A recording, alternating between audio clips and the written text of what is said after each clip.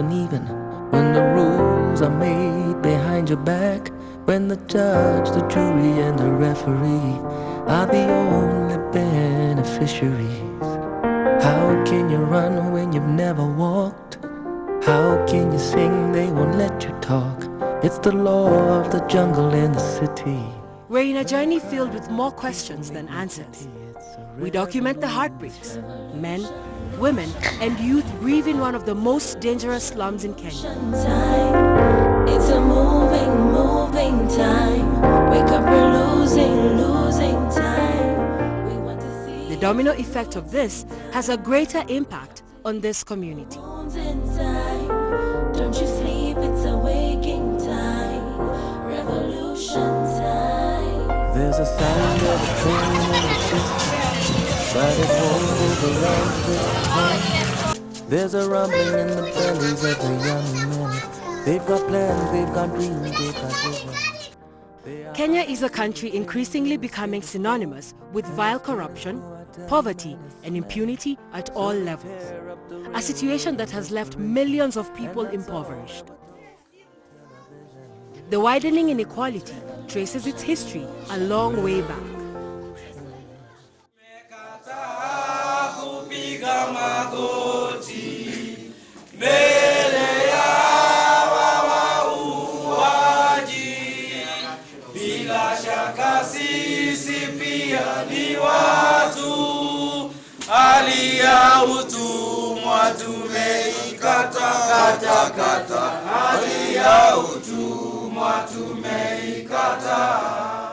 In 1975, there was a man called James Kariuki who was killed.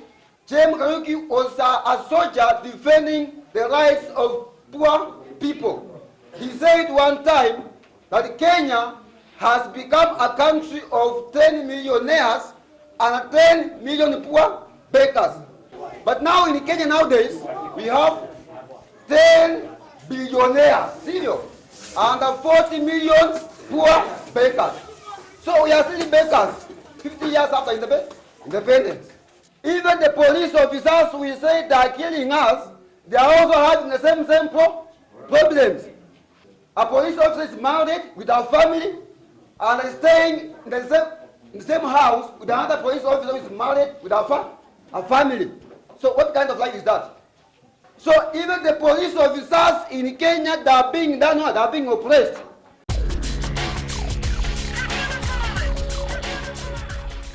Nairobi, Kenya's capital, a city that has both high and low ends. On the low end, it has the largest slum in Africa, Kibera, and the most unsafe slum in the country, Mathare. Mathare Ghetto, Ghetto. Located in the northeast of the capital is Mathare's slums. It's a few kilometers from the Central Business District, otherwise known as the CBD. Until the fateful post-election violence in December 2007, Mathare slum was rarely heard of by the outside world.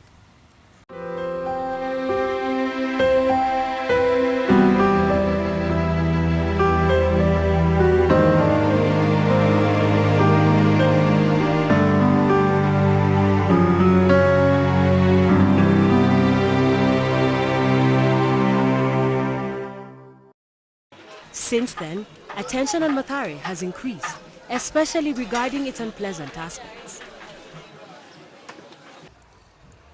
The slum presents multiple dangers to its population. Economic, environmental, and social hazards seem to exacerbate each other. The youth are the most affected. A lot of parents wamefail na parenting skills zao kwa sababu usually wakati unajua mtoto wako anaiba na hauchukui hatua yoyote, wakati ameshikwa unaenda kuprotest, unaenda kutafuta OCS umpatie do. I think ni issue ambayo inafaa kuaddressiwa holistically from parenting to legal issues na mambo ya police, wanafaa kuwa wanajua vile watawaka na community. So once mtu amekuwa arrested, amekuwa kwa crime, amekuwa hardcore criminal, anaweza kuwa arrested and taken to hizo rehabilitation center. Labda afundishwe course yoyote, labda atatoka hapo akiwa, si wote wanaweza change, but a percentage fulani ita change. But to kill bado ni kuradicalize hao vijana wakuwe kwa crime, ambayo ni shida itakuwa in future kubwa sana.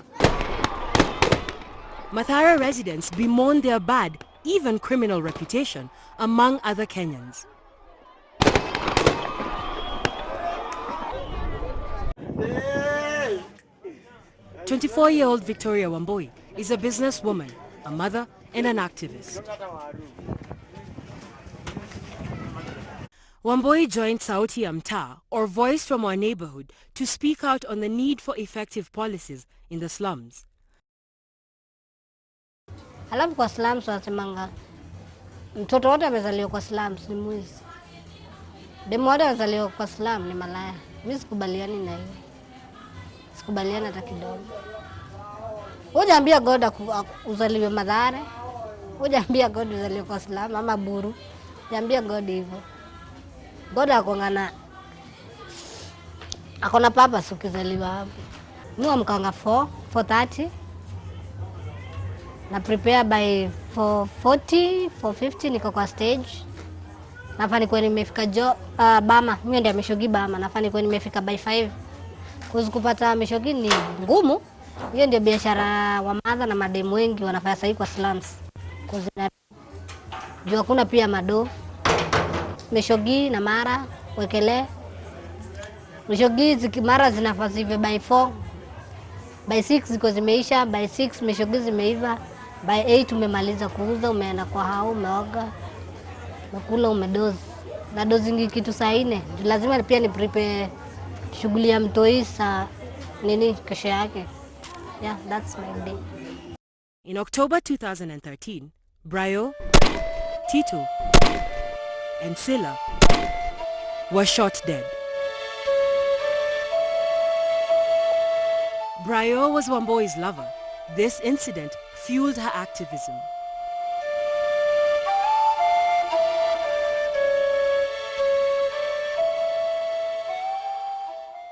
Silla alikuwa amekaa hapa, Brayo alikuwa amekaa hapo, mimi nilikuwa nimekaa hapo na stool. So Brayo alikuwa amewekelea mkono, cause nilikuwa nimekaa somewhere hapa, alikuwa amewekelea mkono. Cause mimi nilikuwa nimeangalia hii side. Ama gava alitokea somewhere hapa. Cause nilisikia tu ameikokia hapa. Hapa kulikuwa na rite fulani. Yeye chali mwenye alishandwa. So ve magava alikuja watatu. Mmoja alichapa Eriko, mmoja alichapa Silla, mmoja alichapa Brayo. So walikuwa watatu, maboi walikuwa watatu. So kila mtu alishandwa na wake. Malbaika ameshanda Eriko, Albaika amemshika. Akisha ameanguka. Silla alishandwa hapa, alikimbia. Alikimbililia hapa. So akachapo ya mwisho akadunda. Brayo alichapo Albaika amejishikilia. So kama gava walikuwa bado wanashtuka. Yale mkaka amekimbia. Hapa ndani kuna ridhika 3. Kwa ridhika 3 zilikuwa zinakimbiza Brayo. Hapo kuna akachapo moja nyingine zikakuwa 2. Akipanda stairs alichapo nyingine moja zikakuwa 3. Akiruka aliingia kwa nyumba ya mtu. Akaingia so akikimbia huo gava irudi mbio. Kurudi mbio alienda akampata akamongezea zingine 4. Alichapo ya macho ya mwisho. Hiyo ndio ilimwangusha ya mwisho ya macho. Alikaa miezi 2. Wow. Bila kwenda ile bila kula. Kushtuka. Brayo was 27 and Silla just 26 years old. Ameuliza. Silla hakuwa na anything. Hakuwa amejipin. Siwezi mtetea but hakuwa amejipin. Vale kuja kuchukuliwa. Silla alipatikana kwa na kidungi. Hakuwa na kidungi. Brayo alipatikana na kisu, hakuwa na kisu. By the way, Brayo alikuwa kunywa dawa za tonsils zilikuwa hapa. Hiyo wiki nakumbuka alikuwa ameniambia nimpeleke. Nipeleke.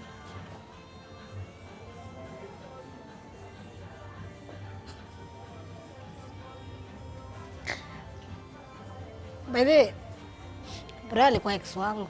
So alikuwa ameniambia nimpeleke. nimpelekea akabai dawa za tonsils, so nikampeleka kwa daktari fulani ako pale, hosi fulani iko pale. So hata akishandwa alikuwa na dawa. Hiyo kitu inakuwa painful. Nikumbuka Sila, sasa nikumbuka Brayo kwa sababu alikuwa mtu wangu. Musema ama gava kufanya poa. Wakufanya poa hata kidogo. Kwa kuna kitu alikuwa amefanya. Kabla hii noma itokee, mimi nilikuwa naenda zoezi. Wilfred Rai is a football player and a community leader in Mathare.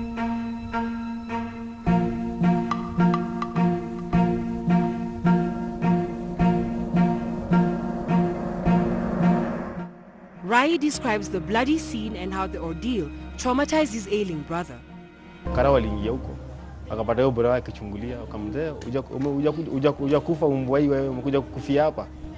Na walimweka kwa bedi ya huyo jamaa, ya bro yangu sasa. Walimchapa risasi karibu 12. Huyo jamaa akiona, najua alikuwa mgonjwa. Sasa mpaka wale hata ukituma mtu hii kwa hiyo keja mali bro alimadiwa, wanaogopanga. Hata bro yangu akukaa. Alikuwa anasema hata hizi alikuwa analala kwangu, yeye na wifi yake na watu hii. Kwa hiyo kitu liniuma sana.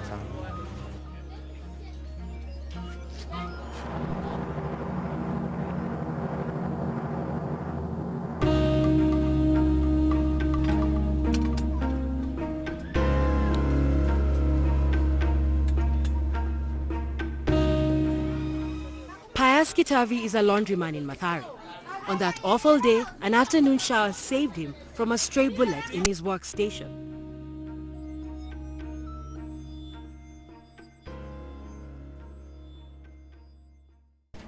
Ukiangalia mali nilikuwa nakaa pale tu nakaa.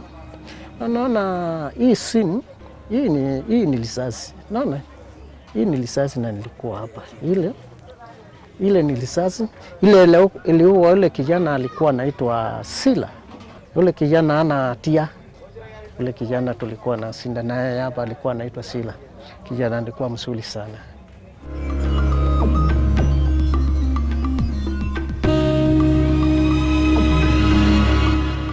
It's been more than 2 years since the brutal killing of the three. One of the deceased is Silas. It's a painful mark on his dear ones, and the call for justice is loud. Kifo Sila inge happen. Cause nakumbuka hiyo wiki ndio Sila alikuwa anafanya, sijui ilikuwa demonstration ama ilikuwa ni nini.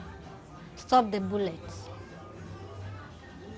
Walikuwa na fight, nikao alikuwa na fight ya rights za machali wa ghetto, unaona? So ndio alikuwa na nini hiyo, stop the bullets. Sila kwa mtu mbaya. Sila ndiye alikuwa ameamua. Ni kijana mpoa na ni chali amesimama poa. Chali hata angekuwa anataka kwenda hiyo round angekuwa anaenda. Angetaka kupiga watu ngeta angekuwa ameenda.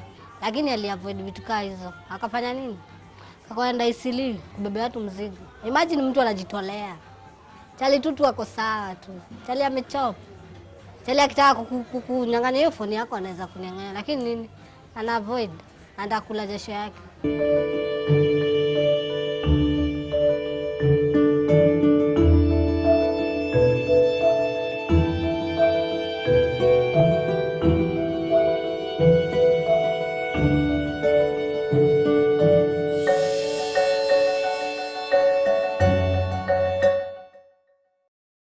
Magova ama utupe kwenye Land Rover, wo kwenye Land Rover, yeah utajimwa freedom rasta, yeah freedom rasta, yeah. Cheki nikistroll na make sure nimebeba ID card, anytime karawa neza nipata off guard. Kulala cell itakuwa so sad, danito mina wanda nini mbaya na hii country.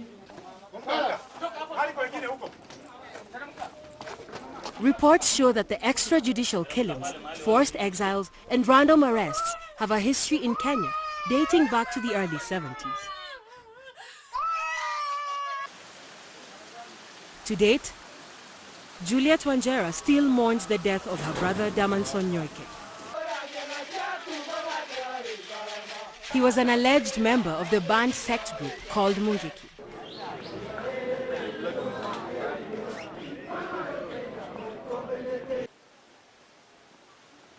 Nyoike was executed in 2007 at the age of 19.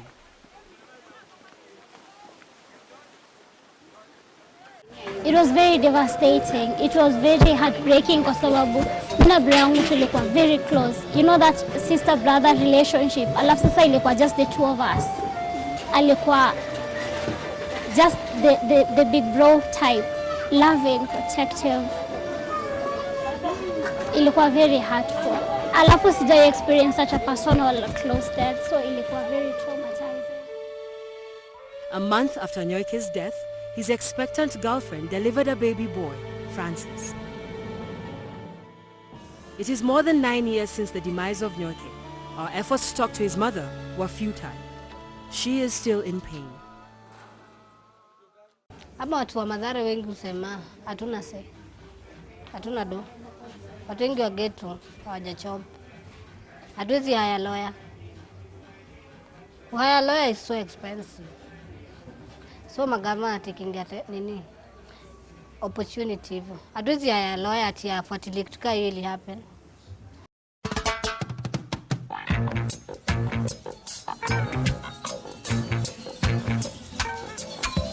Get up, stand up. Stand up for your right. Get up, stand up. Stand up for your right. Get up, stand up. Amekujibu. Stand up for your right. Get up. With zeal to fight for injustices, Wanjera joined Mathare Social Justice Center, or MSJC. Mashamba yetu Wakenya, Wakenya. Mashamba yetu Wakenya, tupiganie. Vijana wetu Wakenya, Wakenya. Vijana wetu Wakenya, tupiganie. MSJC was started in 2015 by young members of the community to promote social justice in Mathare. Kama mtu amefanya kosa, hakuna hoja ya kumuua. Mpeleke kotini. At one of the MSJC meetings, dubbed Kiamaiko Dialogue on Land Grabbing and Extrajudicial Killings, a powerful statement was read out loud in unison. We do not see a reason to give birth. Why should we give birth when the police are killing our children with such impunity? My number one reason when I heard about Mathare Social Justice Center, my brother came into my mind. I didn't want anyone to experience what I experienced, to feel what I felt. If there's something I could do to prevent it, I am ready and willing kuifanya wholeheartedly tena sana. Wangoi Kimari coordinates the MSJC activities. Kuna violations mingi sana Mathare. Ningependa kutatua extrajudicial killings na all the tuseme violations yenye ziko connected na extrajudicial killings pia.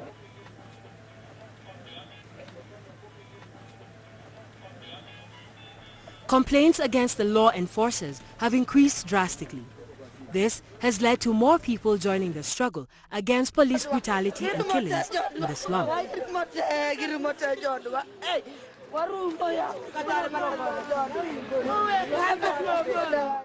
Wangoi talked about what they want to achieve at the center.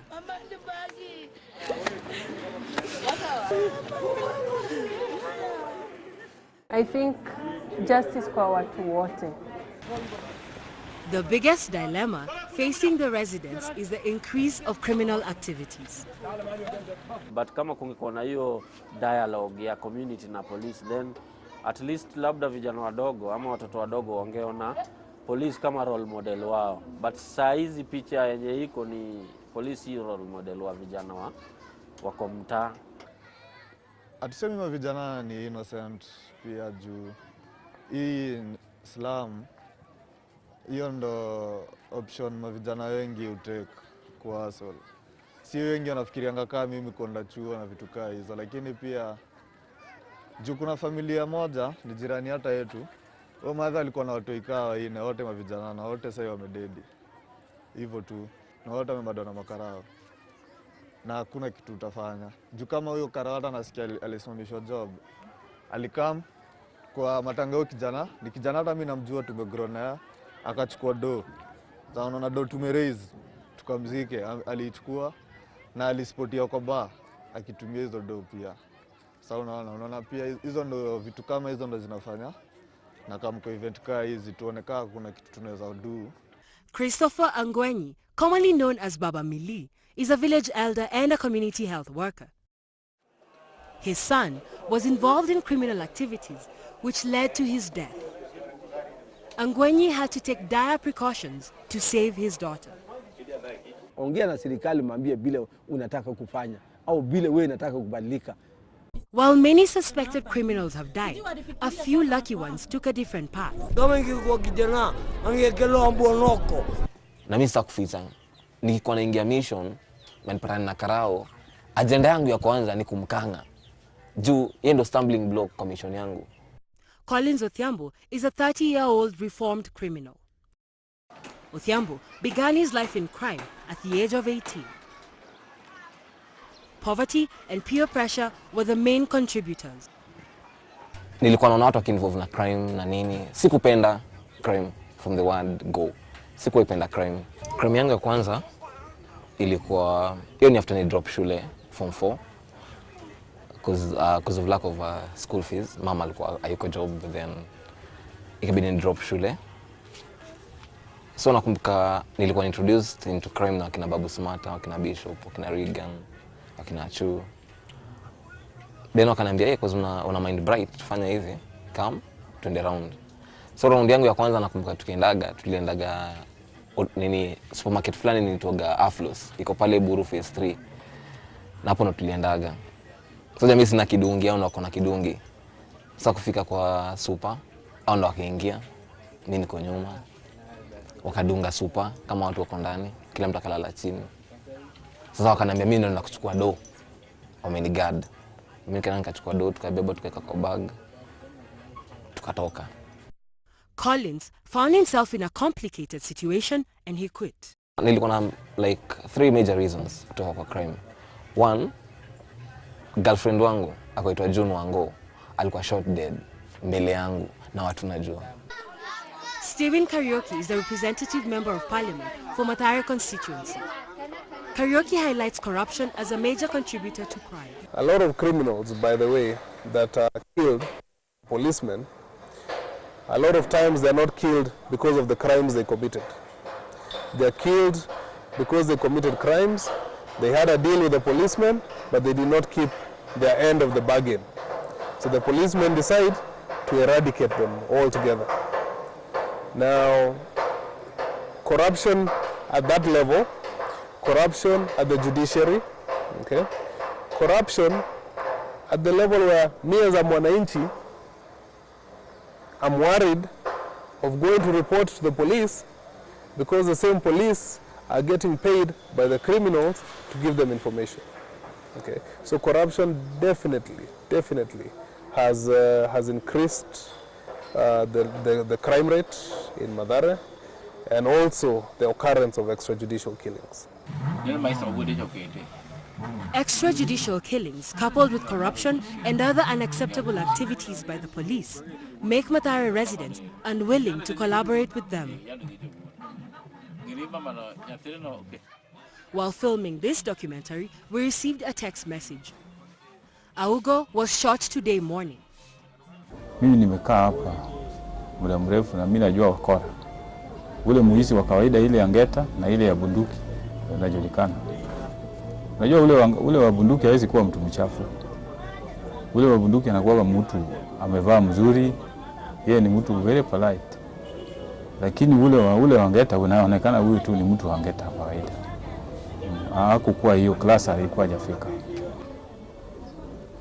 Kama alipatikana anafanya makosa, angemshika. Awekwe ndani ndio sasa achajiwe. Lakini sasa unajua sasa hatujui ni complainer nani ana complain alikuwa na hivyo. Complainer nani? Na hiyo sasa wanasema ati walikuwa wanarushiana bunduki. Hiyo kijana alikuwa hajafika hiyo klasi ya kurushiana. Manake ni mtu nimekaa naye hapa najua. Hakukuwa amefika hiyo. Lakini kama alikuwa amepatikana akinyang'anya mtu, alikuwa ananyang'anya nani? Na nani aliona akinyang'anyana? Vijana wa ghetto kwa nini wananga rights? Kwa nini hakuna watu wanalilianga vijana wa ghetto? Na mimi nishangaa sana kusikia kuna place fulani kama Umo kile chali fulani akishandwa ama mtu wote tu akishutiwa hakuna venye ati anafa kulipia ridhe gati moja. Huku by the kwa slums kama brave nani alishutiwa kwa kila ridhe ni punch. Kwa kila ridhe ni punch. Hizo ndo ngapi? They are so greedy and whatever they do is unlawful, that they say that the family should pay for the bullets because it's their son who has consumed the bullets. It's a very jeopardizing situation.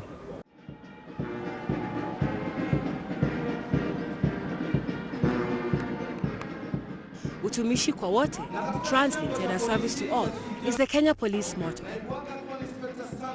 But who do the police serve? The notoriously corrupt land grabbers or the poor? Definitely not the latter. As the economic gap widens, the poor are increasingly seen as an economic threat that should be contained. Watu consider kama watu. Si ati chali jua amekuja kubangaiza hapo vilon sato, hakuna job anaenda. Chali amekuja amebangaiza. Jua amebangaiza ni mwizi. Ni wapi ameandika ni mwizi? Hakuna. So juu ana suspect ule ni mwizi. Anamuua. Ana hiyo right. Mimi nataka action ichukuliwe. Gavana na wa kijana ama na watu mtu anywhere. Anamuua bila makosa. Atakiwe action. A murder is a murder. Whether you are on duty, whether you're not on duty, if you killed somebody wrongfully, then you deserve to go to jail, you deserve to face the brunt of that crime and do your time. We have IPOA, okay. But I do not see how a policeman can investigate another policeman. A lot of times when these crimes are committed, the evidence is tumbled with at the police stations during the chain of investigations. Tom Kagwe is a political scientist. Kagwe sits on the board of Independent Policing Oversight Authority, or IPOA. He says the IPOA's role is crucial for overseeing police services and upholding rights of the victims of injustice. And that constitution provides that there cannot be any way in which police can just misuse their powers and escape with impunity. In August 2010, Kenya ushered in a new constitution. The constitution is among the most progressive in Africa. For many, it brought hope. For Issa Ismail, it's a representation of how nobody is above the law. Oh, criminal ana rights, ndio anafaa shiko apeleke kotini, apewe bond, hizo ni rights za criminal. The Kenyan constitution may offer hope to Mathare residents, but when bullets are fired, the constitution is not present to stop them from ripping through the bodies of young men and women. Stand up for your right. Get up, stand up. Stand up for your right. As for Wamboi, she marches on with calls for justice until the day everyone in Mathare slums will walk without looking over their shoulders. Na pia sisi, demo tunaambiwa tuna say, tunakatua tuna say. Kila kitu tunafanyika tunanyamaza. Juu ya nini tunajua tunanga say. Lakini mimi ngata tu watu waamke na wako tuna hiyo say ya kusema tumekataa. Tumekataa vijana kuuliwa. Tumekataa vijana kushikwa viovu. Inaweza kuwa poa sana. Yeah. For the very first time, Mathare pamoja, inatesa. Ndio sasa. Mathare ndo nyumbani, talanta mashinani, tumejaliwa na mengi, upendo wa amani, sima nami, Mathare ndo nyumbani,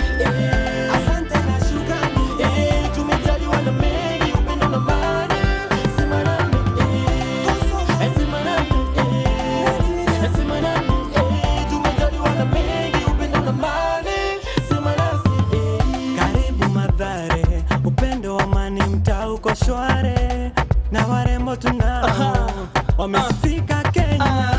Karibu Mathare ndio mtaa, mademu waga juu na maboys waga na swaga. Footballer tunaye Teddy kimziki, Litmus boys kwenye tele. Na wapa high, nothing on a CG die. Hilo ni nafurahi, I'm feeling fly. Vision is from the gates to Delhi say. Nipe kinde ya Moshogi, Mathare ya